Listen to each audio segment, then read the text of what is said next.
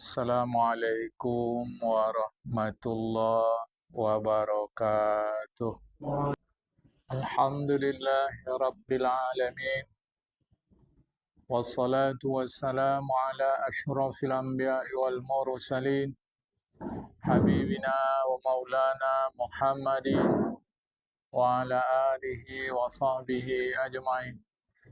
Man yahdillah fala mudilla lah wa man yudlil fala hadiya lah.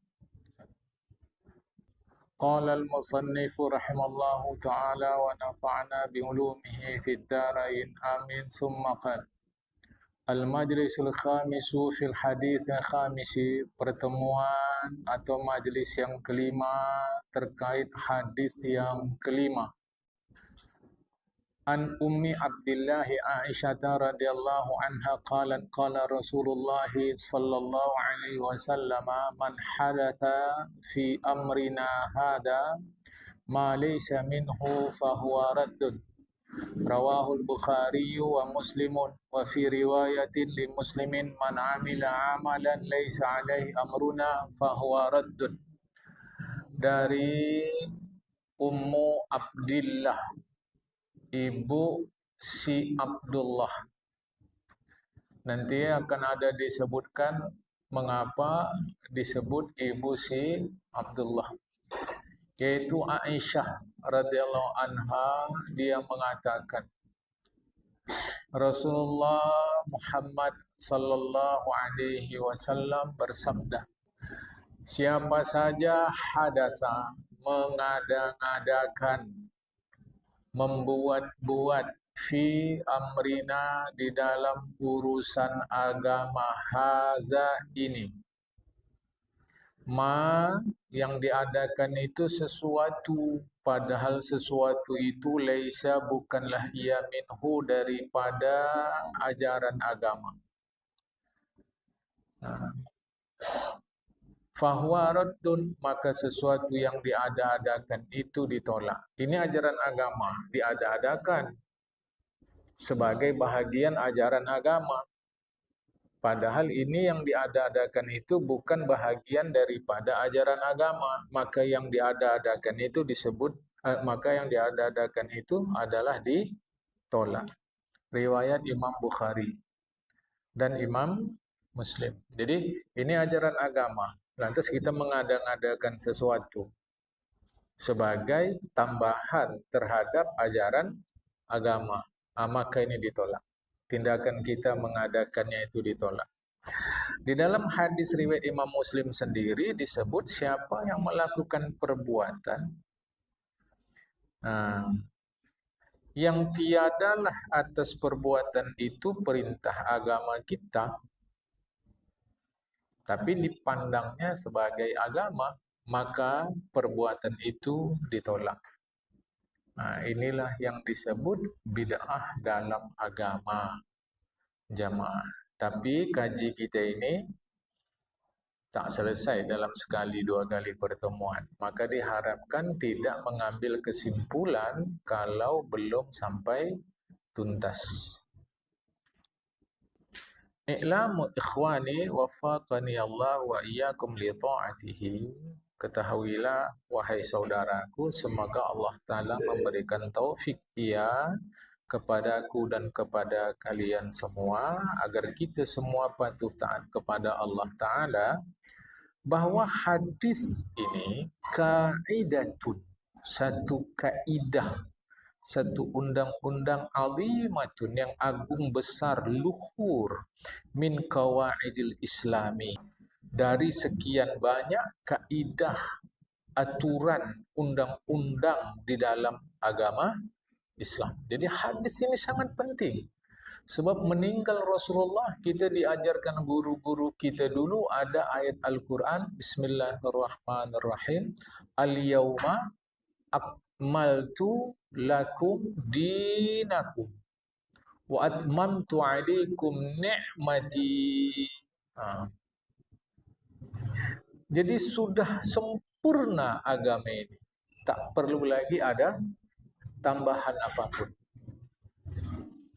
Wa raditu lakumul Islam dina, dan Allah Ta'ala rela berpuas Islam menjadi agama.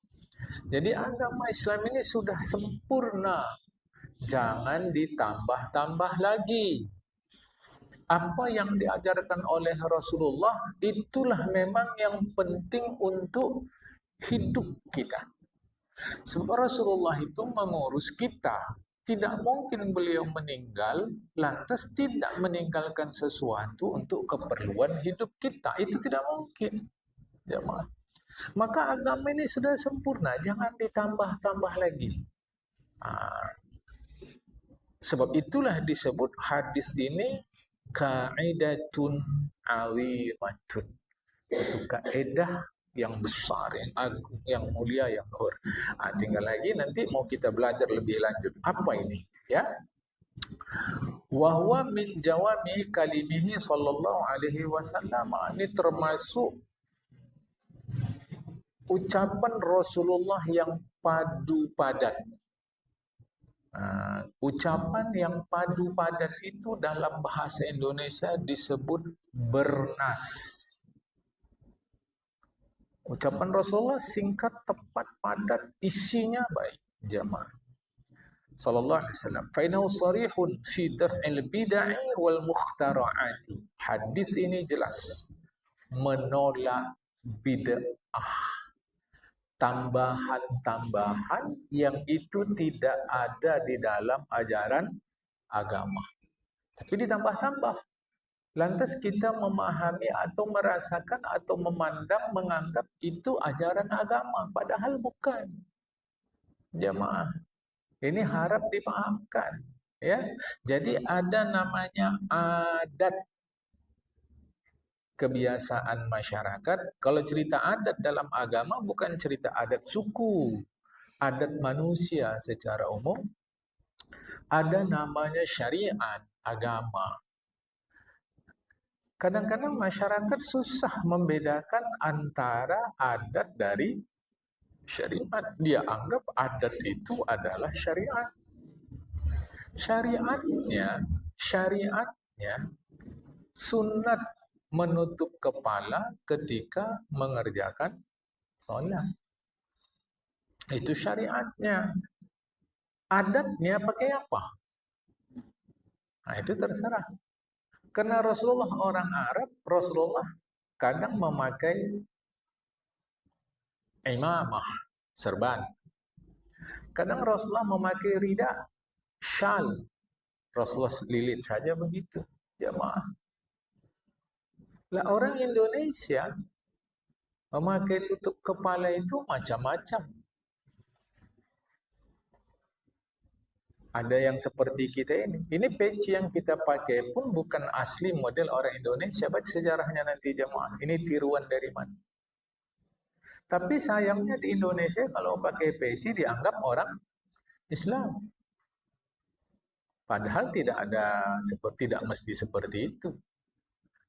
Mengapa itu bisa terjadi? Karena masyarakat sulit memilah mana adat, mana syariat. Jamaah. Nanti pelan-pelan kita mengajinya ya.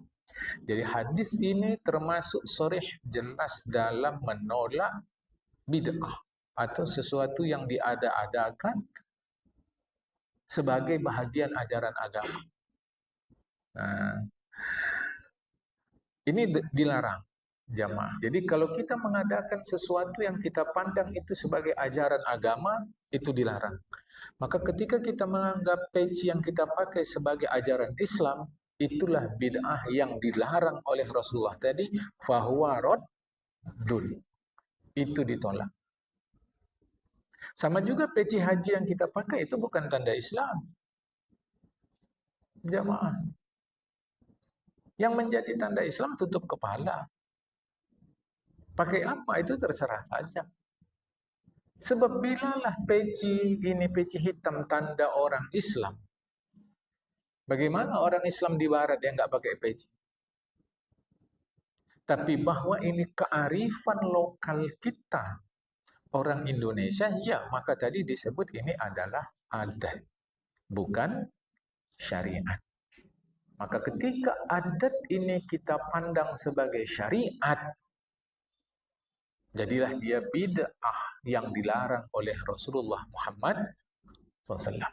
Hati-hati jemaah ya.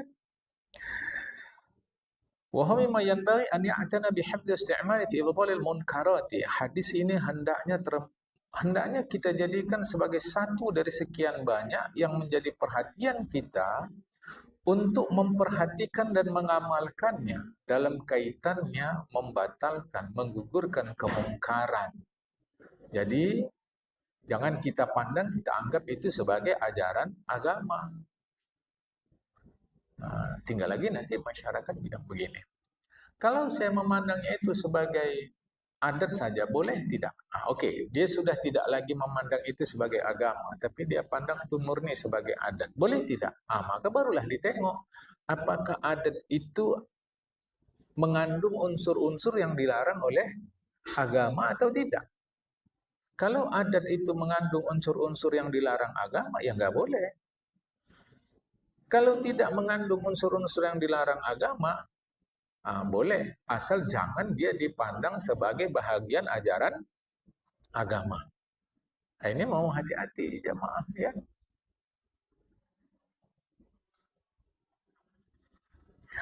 Wahwa minal ahaditsil lati 'alaiha madarul Islam. Hadis ini termasuk hadis yang menjadi satu dari sekian banyak poros Islam.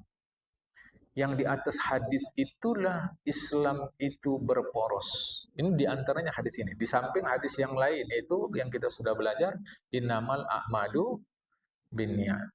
Nah, ini diantaranya hadis yang menjadi poros Islam. Di atas hadis inilah Islam itu beredar, jamaah. Baik. Karena hadis ini melalui Ummul Mukminin Aisyah radhiyallahu anha, maka wa qabla syuru'i fi natakallamu ala syai'in min fadaili Aisyah radhiyallahu anha. Sebelum kita memulai membincangkan hadis ini secara dalam, kita membincangkan serba sedikit untuk mengetahui kelebihan, keutamaan pribadi Aisyah radhiyallahu anha tabarukan biha sebagai mengambil berkat melalui Aisyah. Ini pun khilaf di kalangan orang Islam. Bolehkah kita mengambil berkat dari orang alim? Ini tidak semua disepakati, jemaah.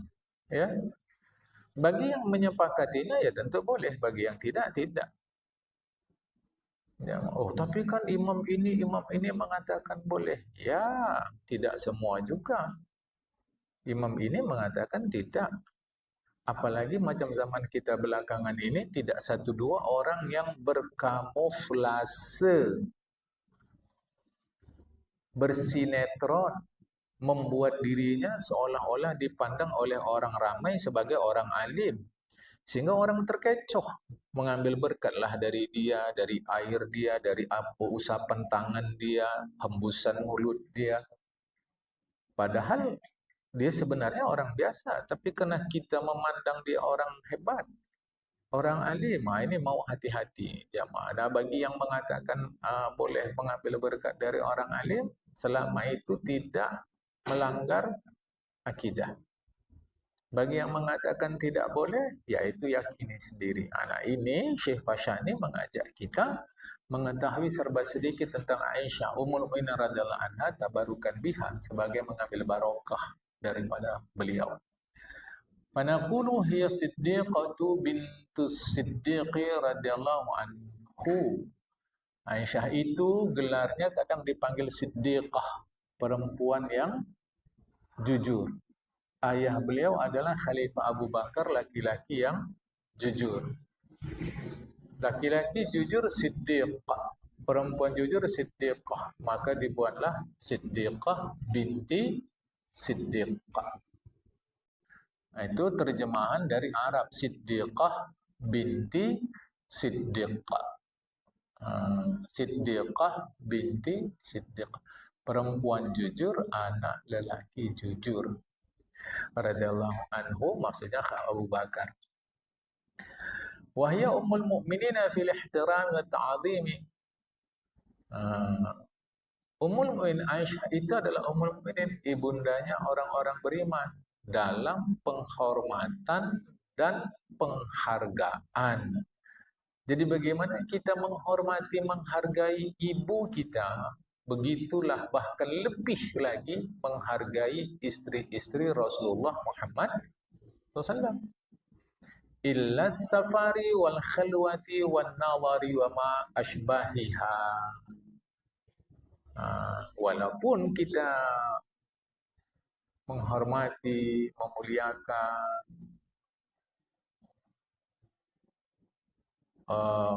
Aisyah dan istri-istri Rasulullah yang lain, lebih dari orang tua kita, tapi itu tidak berlaku di dalam kita, misal kata mau melakukan perjalanan, mau melakukan wisata, kan kita boleh pergi dengan orang tua kita.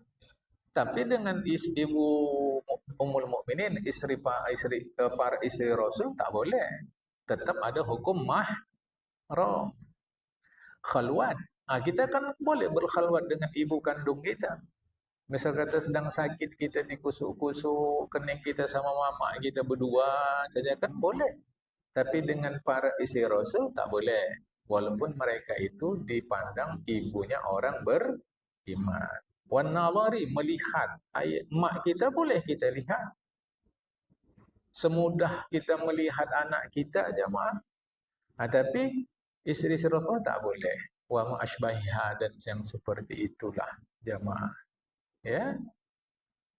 Jadi kalau nanti dibilang orang, tapi kan istri-istri Rasul Ummul Mukminin, ibu orang mukmin, berarti bolehlah semua macam ibu kita. Tidak.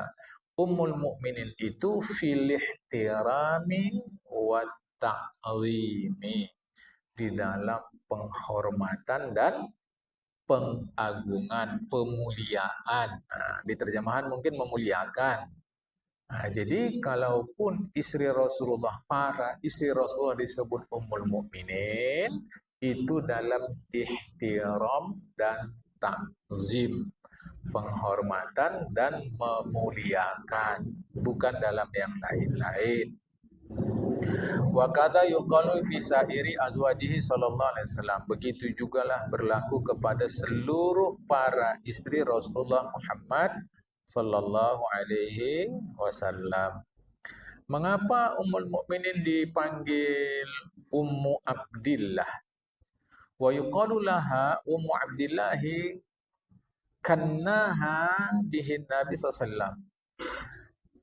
Aisyah dipanggil Ummu Abdillah, mama si Abdullah.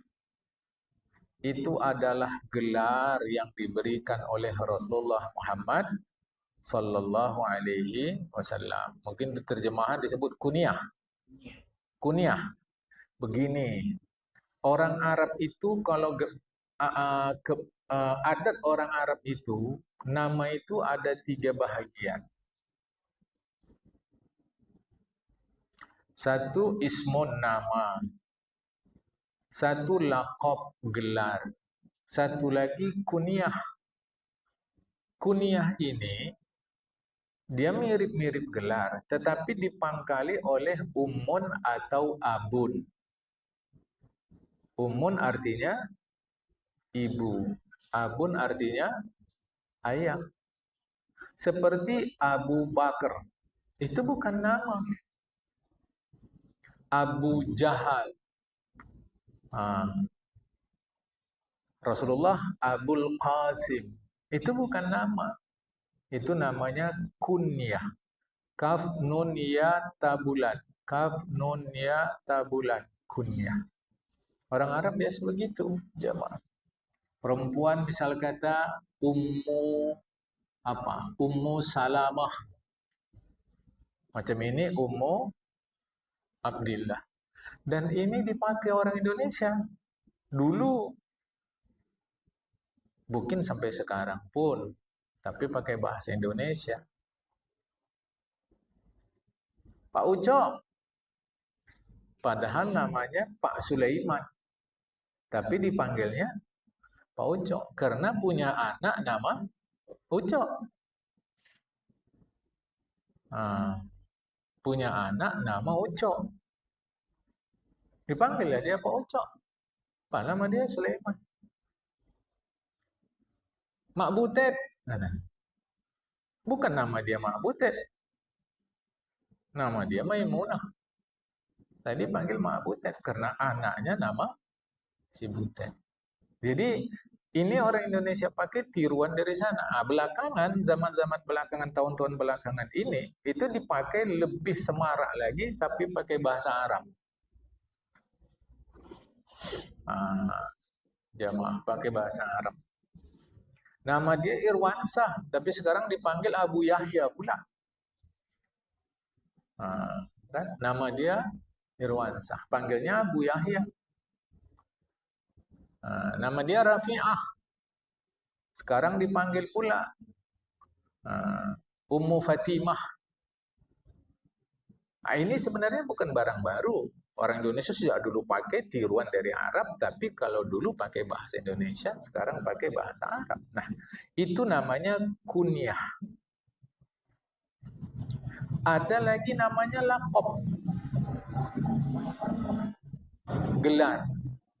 Seperti Abu Bakar dikasih gelar As-Siddiq.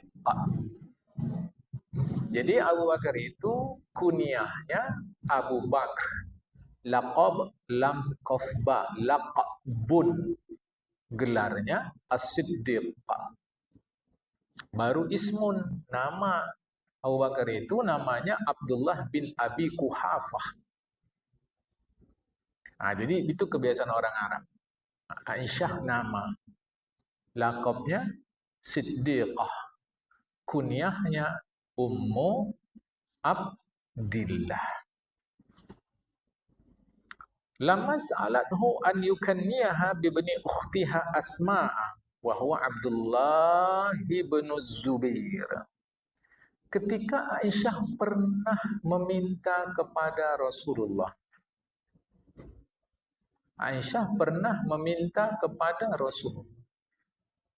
agar Rasulullah memberi dia kunyah, memakai nama kemanaannya, yaitu Abdullah bin Zubair. Abdullah punya ayah Zubair, punya mama Asma. Asma ini saudari Aisyah. Asma dan Aisyah ayahnya sama, Abu Bakar. Jadi Aisyah bilang sama Rasulullah, ya Rasulullah, kasihlah aku kunyah, pakailah nama si Abdullah kemanaan aku itu. Kalau bahasa Indonesia Abdullah ini kan dolah. Ya. Siapa nama Abdullah? Panggilan? Macam-macam panggilan. Ada dolah, ada bedul, ada dol aja. Itu orang Indonesia biasa, suka singkat-singkat ya. Udah pendek nama pun masih disingkat. Siapa nama? Daud. Panggilannya? Ud. Itu orang Indonesia. Udah biasa, orang Indonesia motong-motong tuh udah biasa. Jadi kalau di jalan naik kereta, naik mobil motong-motong, itu udah biasa. Ya. Jamaah. Ya Rasulullah, kasihlah aku kunyah, pakailah nama kemanaan aku itu, yaitu si Abdullah, anak si Zubair, mamanya kan si Asma, Asma kan saudari aku. Rasulullah kasih, ya udah, kau kunyah kau Ummu Abdillah. Wal asahu, pendapat yang paling betul, bukan pendapat yang betul, pendapat yang paling betul. Annaha lam talid lam talid qattu. Aisyah tidak punya anak. Inilah pendapat yang paling betul. Aisyah tidak punya anak. Waqil al-qad saqtan. Ada yang mengatakan dia keguguran. Tapi informasi tentang Aisyah keguguran walam yasbut, tidak pasti. Yang pasti Aisyah tidak punya anak. Dah, itu yang pasti. Bahwa apakah dia keguguran atau tidak dan seterusnya itu lam yasbut, tidak pasti. Jangan kembang-kembangkan cerita. Kita ini kalau cerita suka nambah-nambah. Ya, cerita suka nambah-nambah nih. Kenapa lah Aisyah enggak makan rumput Siti Fatimah? Kan ada tuh rumput Fatimah. Tak mungkin dia tak tahu. Panjang itu cerita tuh. Kita mau pakai ilmu. Yang jelas Aisyah tidak punya keturunan. Selesai. Ya. Wahai zaujun Nabi sallallahu alaihi wasallam qabla al-hijrati, Aisyah dinikahi Rasulullah sebelum hijrah. Sebelum Rasulullah pindah ke Madinah, Aisyah dinikahi Rasulullah. Ceritanya begini. Diriwayatkan bahwa Nabi Muhammad SAW ketika meminang Aisyah dari Abu Bakar bilang, "Ya Rasulullah, annaha saghiratun la taslulaka." Ya Rasulullah, Aisyah itu masih budak-budak, masih kecil, tak pantas dia untuk engkau. Cuma beginilah, walakin anak ursilaha ilaika. Begitupun kulepaskanlah dia untukmu ya Rasulullah. Fa in kanat taslu fa hiya sa'adatul kamilatu. Andai kata memang layaklah baginda nikah dengan dia, bahagia kalilah, sudah bahagia yang enggak tahulah bilangnya. Kira-kira begitulah Abu Bakar. Si anak-anak ya Rasulullah, kata Abu Bakar. Kata Abu Bakar, jemaah. Tapi kalaupun cocok dengan Rasulullah, maka dia pasti sangat senang. Masalahnya kata Rasulullah begini, Jibril datang sama aku. Dia membawa gambar Aisyah di atas sehelai daun. Yang daun itu berasal dari surga, kata Rasulullah. Kata Jibril kepada aku, Allah Ta'ala menikahkan kau dengan perempuan ini. Mak comblangnya Jibril ya.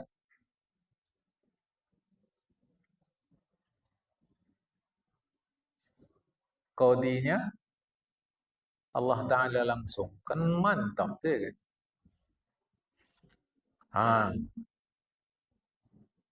Qala, kata periwayat hadis, Abu Bakar pun pergi pulang ke rumahnya. Dia ambillah talam, dia penuhilah kurma, dia tutup. Orang Arab kan buah kebesarannya kurma. Kalau di Indonesia banyak, dari Merauke sampai Sabang masing-masing suku itu ada masing-masing jemaah. Kurma ditutup talam tadi oleh Abu Bakar. Dia bilang kepada Aisyah, "Izhabi bihadza ila Rasulullah SAW." Bawa ini kau jumpai Rasulullah. Bilangnya sama anaknya, "Wa quli lahu." Bilang sama Rasulullah nanti, "Hadzal ladzi dzakartahu li abi." Inilah yang kau bilang sama ayahku. Maksudnya li Abi Bakar, untuk kepada ayahku. Jadi antar ini bilang sama Rasulullah, "Ya Rasulullah, inilah yang kau bilang sama ayahku Abu Bakar." Ini kan kalimat bersayap nih jemaah. In kana yaslufa mubarakun alaika. Bukan. Kata Abu Bakar, in kana yaslufa mubarakun alaiki. Kalau rasa Rasulullah kurma ini sedap, enak, paten, mantap, berkatlah untuk kau wahai Aisyah. Aisyah namanya polos, tak ngerti jamaah. Iya aja lah. Kan?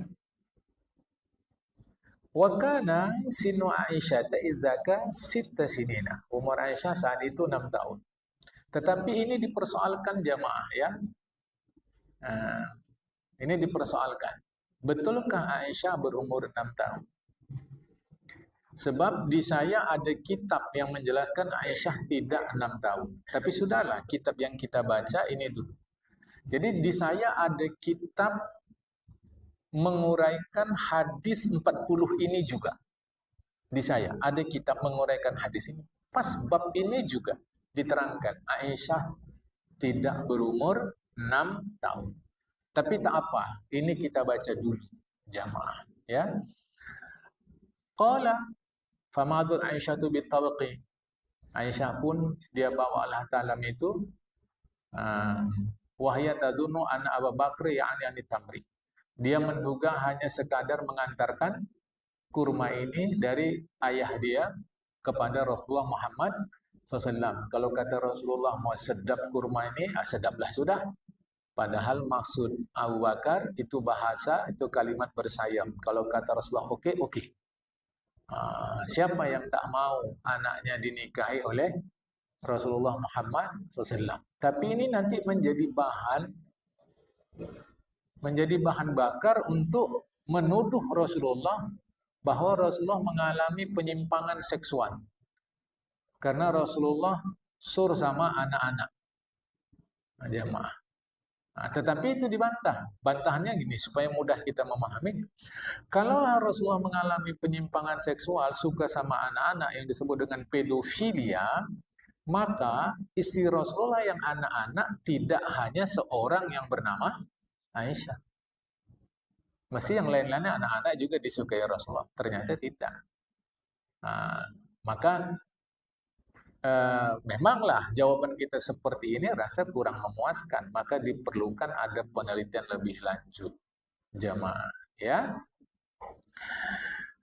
Qalat Aisyah, fadakhaltu ala Rasulillah SAW wa balaghathu risalah. Dan aku jumpailah Rasulullah wa ballartuhu risalata. Aku sampaikanlah kepada Rasulullah pesan ayah aku tadi. Inilah kurma dari ayahku, kalau rasa baginda enak-enak. Faqala Rasulullah, ketika diberi kurma itu Rasulullah bilang, qabilna Aisyah, qabilna. Aku suka, aku terima wahai Aisyah, aku terima. Kata Rasulullah di depan Aisyah, wajazaba tarfa saubi. Aisyah bilang, Rasulullah ditarik-tariknya ujung pakaian aku. Sudah jamaah. Kan? Rasulullah ditarik-tariknya ujung pakaian aku. Qalat, kata Aisyah, fanadartu ilahi muhdibatan. Setelah ditarik dari Rasul, aku nengok-nengok Rasul tapi enggak suka aku. Nama anak-anak tak mengerti jamaah, ya. Wa dakhaltu ala Abi Bakar wa akhbartu bima waqa'a. Habis itu aku pulanglah jumpa ayah aku Abu Bakar, aku bilanglah apa yang terjadi, ditarik-tarik wah itu baju aku.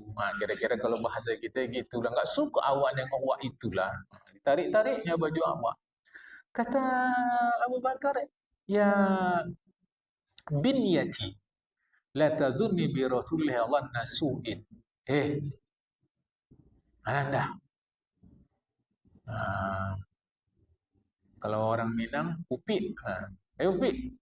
Kan? Jangan kau salah sangka, buruk-buruk sangka sama Rasulullah.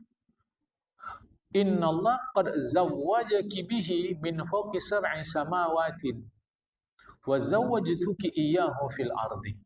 Allah menikahkan kau kepada dia dari langit yang ketujuh sana, dari atas langit yang tujuh.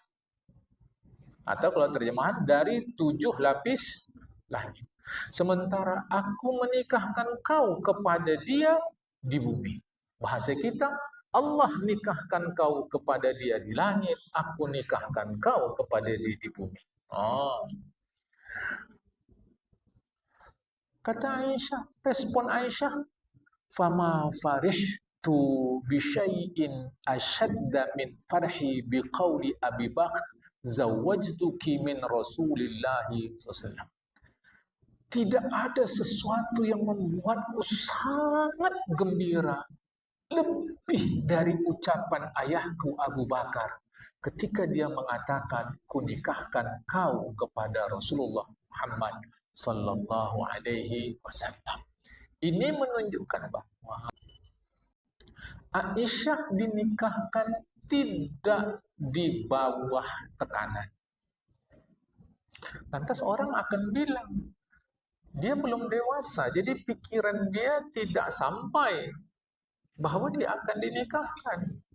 Kalau pernyataan seperti ini mudah kita menjawabnya.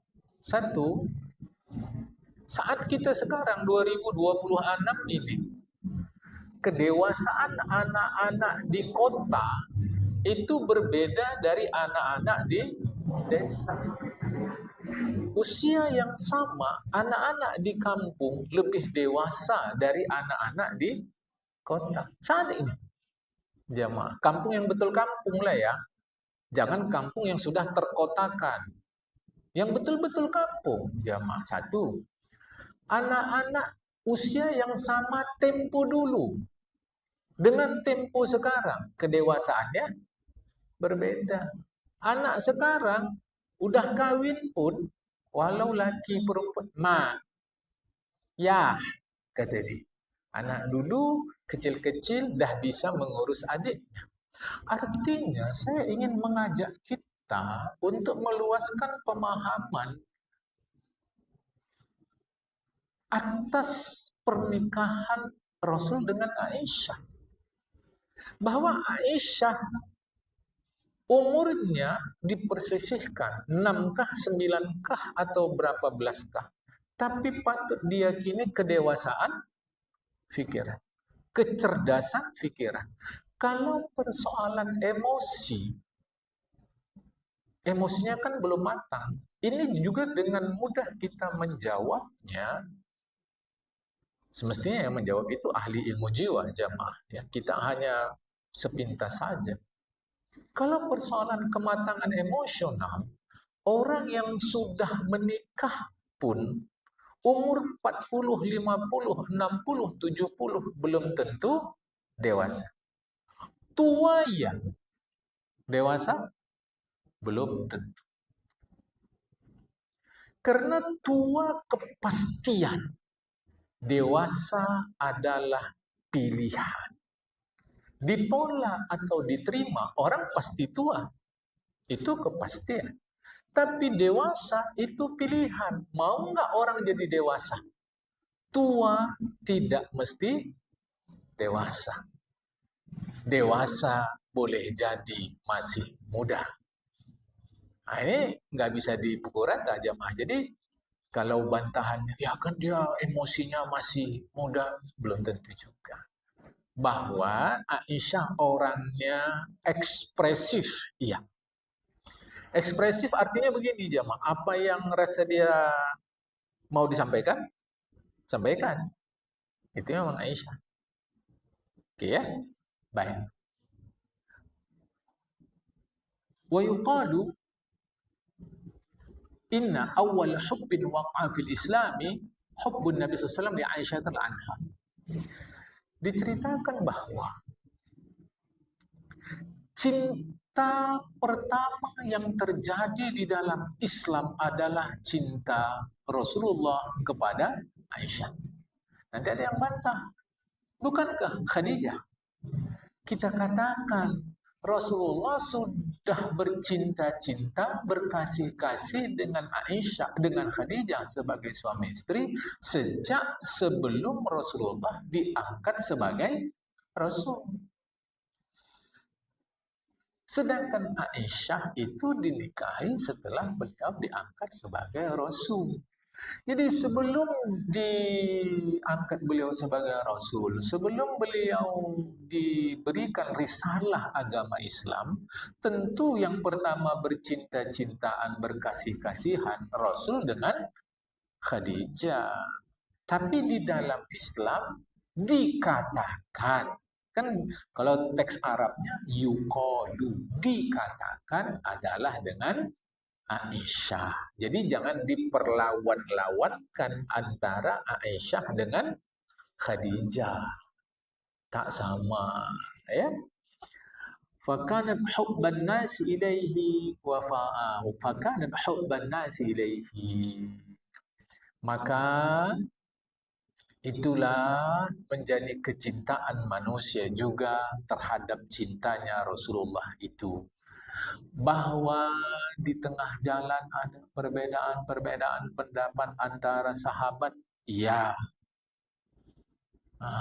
Jamaah antara Aisyah dengan sahabat sekaligus menantunya, walau bukan menantu langsung, yaitu Khalifah Ali bin Abi Thalib. Ali bin Abi Thalib menikah dengan Fatimah. Fatimah anak dari Khadijah. Jadi Rasulullah nikah dengan Khadijah dapat anak. Di antaranya adalah Fatimah.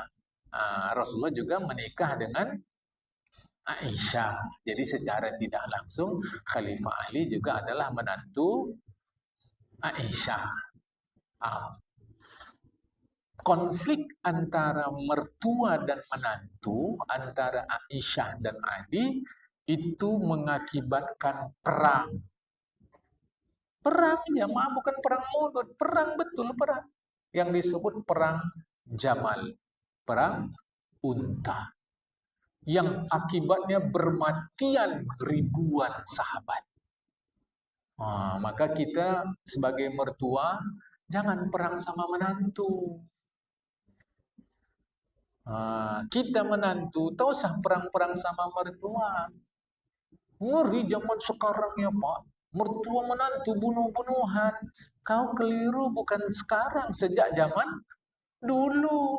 Antara contohnya Aisyah dengan Ali. Itu bukan satu aja, ribuan mati. Buka sejarahnya jemaah. Maka kita yang dah jadi mertua, jangan campuri rumah tangga anak kita. Nanti jadi perang mertua menantu. Kita sebagai menantu, jangan usilin mertua. Lah kalau mertua suka makan kue lapis legit, belikan. Takut gula, belikan lapis legit yang gurih, jangan yang manis. Ada Pak? Ada. Enggak ada, buat sendiri. Lapis legit pedes. Ya, karena mertuanya takut nanti kadar gulanya naik. Senangkan mertua, jangan sampai ngutang. Menyenangkan mertua, nanti repot. Ya, mertua juga mesti tahu diri, jangan dicampuri rumah tangga anak kita. Nanti terjadi perang antara mertua dan menantu. Wa fadailuha katsiratun. Kelebihan Aisyah ini banyak. Banyak jamaah. Enggak habis-habis mengaji tentang diri sosok istri Rasulullah yang bernama Aisyah. Saya punya kitab 2 jilid menceritakan bagaimana cara Aisyah menafsirkan ayat Al-Quran. Jamaah, itu enggak mudah-mudah. Agama kita ini padat dengan ilmu. Baik. Apa di antara kelebihan itu? Jamaah. Minha annal wahya lam ya'tin Nabiya SAW fi firashi mar'atin min nisa'illahiyah. Pernah wahyu Rasulullah datang, wahyu Allah datang kepada Rasulullah, pernah. Itu tak lain, tak pernah ada pada diri istri-istri Rasulullah yang lain kecuali pada, di situ mungkin terjemahan tempat tidur Aisyah. Jamaah. Ini maknanya ketika Rasulullah berada di rumah Aisyah. Kalau istri lain tak pernah. Aisyah pernah. Jamaah, datang ayat Quran. Karena ini saya mau bagi tahu nih, minta maaf saya kepada senior-senior nih. Rumah tangga Rasulullah pun diterpa gosip. Kalau orang sekarang sebutnya hoax. Saya dulu ibtidaiyah itu belajar tarikh hadisul ifki. Seingat saya kami waktu itu kelas 4 ibtidaiyah. Hadisul ifki, rumah tangga Rasulullah kena gosip. Apa gosipnya? Aisyah selingkuh. Jadi kalau rumah tangga kita kena gosip, alhamdulillah. Kenapa? Persis macam rumah tangga Rasulullah. Ada wak sama-sama dengan Rasul sikit. Sampai Aisyah yang bohai itu jadi agak kurus jemaah. Panjang cerita itu setelah pulang dari peperangan Banil Mustaliq. Itu nanti itu jemaah. Dan kisah. Kayak mana ya Rasulullah? Aku pun tak tahu. Kata Rasulullah, cuma gini aja lah. Kuantar kau dulu ke rumah orang tuamu. Bukan diceraikan Rasulullah, tapi diantar ke rumah Abu Bakar. Sampai nanti, cemana ceritanya Allah lah yang tahu. Aku tak tahu cemana. Akhirnya datang ayat Al-Quran. Aisyah bersih. Itu jamaah ya. Di antaranya Jibril pernah berkirim salam kepada Aisyah dari Allah. Aisyah, Allah kirim salam. Nah, istri-istri Rasulullah, madu-madu Aisyah yang lain tak pernah begitu. Nah, ya. Wahya afdalun nisa'idna sallam, dialah seutama-utama istri Rasulullah Muhammad SAW. Dari sisi ia dinikahi sebagai seorang gadis. Nah, dari sisi membantu perjuangan Rasulullah, ya Khadijah. Sampai Rasulullah udah nikah dengan istri-istri yang lain pun sendiri-sendiri Rasulullah kadang sebut nama Khadijah, Khadijah, Khadijah. Jadi kalau ada suami ini nyebut-nyebut nama istrinya, jangan kita bilang, ih bucin, bucin. Anak sekarang istilahnya kan bucin, budak cinta. Enggak, itulah romantisnya Rasulullah. Cuma kita kadang-kadang suami ini sama istri seperti komandan Clinton sama pasukannya. Enggak romantis dia. Padahal Rasulullah romantis. Ada pula kadang istri, suaminya romantis, istrinya menggeletar aja. Kok suami aku gatal kaji lah sama aku. Padahal Rasulullah romantis. Jadi susah. Istrinya tak mengerti tarikh, suaminya tak mengerti tarikh. Padahal Rasulullah itu romantis sekali orangnya, jemaah. Ya, nah itu nantilah. Aisyah meriwayatkan hadis dari Rasulullah sebanyak 1210 hadis. Ini disebutkan di dalam kitab Kifayah. Nah, jadi banyak hadis yang diriwayatkan oleh Aisyah. 1210 hadis.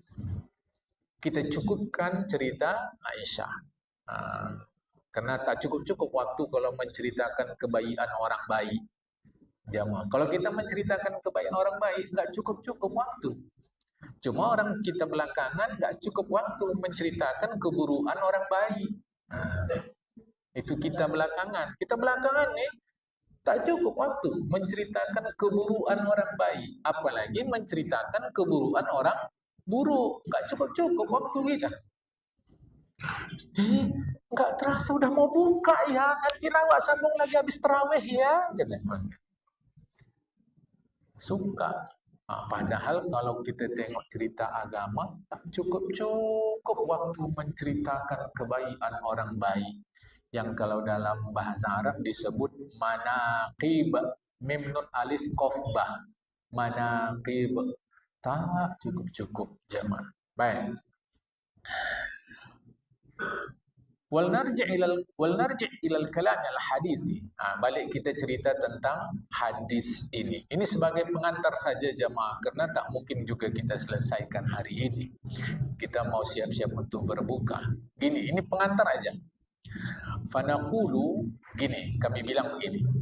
Qala Rasulullah sallallahu alaihi wasallam, man ahdasa ata bi syai'in lam yakun mawjudan fi zamanin Nabi sallallahu alaihi wasallam wal musamma bil bid'ah.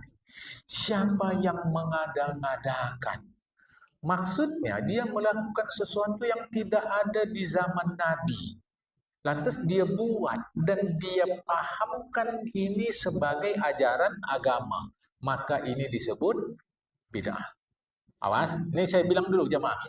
Bid'ah itu artinya sesuatu yang baru. Awas ya, sesuatu yang baru. Asalkan sebelumnya nggak ada, sekarang ada, disebut bid'ah. Tadi jam 4 ada kita ngaji nih. Tak ada. Maka ini disebut bid'ah. Karena sebelumnya nggak ada, sekarang ada. Kita ini pun bid'ah. Karena kan dulu kita nggak ada. Sekarang ada. Kau lahir tanggal berapa? Tanggal sekian, bulan sekian, tahun sekian. Bermakna kita pun bid'ah. Jadi bid'ah itu yang sebelumnya nggak ada, sekarang ada. Asalkan sebelumnya nggak ada, sekarang ada, maka sekarang yang ada itu disebut bid'ah. Nah, yang jadi larangan Rasulullah ini, dia nggak ada di dalam agama. Maksudnya pada masa Rasulullah nggak ada. Artinya dalam agama nggak ada. Tapi kita lakukan, kita pandang itu sebagai agama. Maka bid'ah itulah yang dilarang oleh Rasulullah Muhammad Sallallahu Alaihi Wasallam. Saya kunci, yang sebelumnya nggak ada, sekarang ada, maka itu disebut bid'ah. Bahkan diri kita pun termasuk bid'ah juga, karena kita sekarang ada, sebelumnya nggak ada. Yang dilarang Rasulullah ini, dia nggak ada dalam agama, kita lakukan, dan kita pandang dia ajaran agama. Nah, itulah yang dilarang. Jamaah, dapat paham sampai sini? Ya, sependek tahu saya, mungkin saya salah. Dulu kita makan kulang-kaling pakai pincu.